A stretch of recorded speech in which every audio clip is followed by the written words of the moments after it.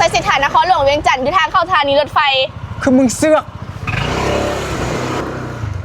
น้องอยากกินมักแตงนะซื้อให้น้องกินเลยดิได้เดี๋ยวไอ้ซื้อให้เด้อไปนี่ได้มักแตงกินบ่ได้ผู้สาวมักแตงหน่วยนึงเท่าไหร่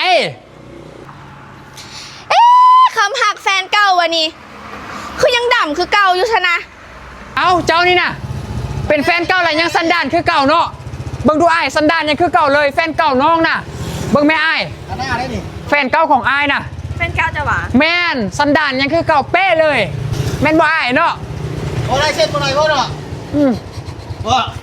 แล้วเจ้ามาเฮ็ดอย่างอยู่ห้านข่อยเอาค่อยมาห่านเจ้าค่อยสิมาซื้อมักแต่งตัวโถขายมักอื้อด้วยเนาะหน้าคือมักอื้อยังขายมักอื้อเจ้านี่น่ะปะโถบอกว่าข่อยคือมักอื้อหน้าเจ้าหันแหงคือควายหน้าเจ้าหันเหมาะกับการกินหนังควายบ่คือมักแต่งดอกป้ามันเซฟอยู่บ่นางควายเนี่ยนะจ่ายเงินก่อนบ่ให้ดอกเอาเงินมาภาษีสกินน่ะถ้าเจ้าอยากกินหมักแต่งหมักพร้าวหมักโมฮันข่อยมีครบเบิดว่าจะเป็นหมักอย่างหมักไม้ตามมาดูกันหรือเจ้านะอยากกินควายซีนควายหนังควายแบบที่หน้าเจ้าเห็นหน้าข่อยคือควายบ่ให้ค่อยกินนางควายน่ะแม่นเจ้าแหละเหมาะกับนางควายน่ะ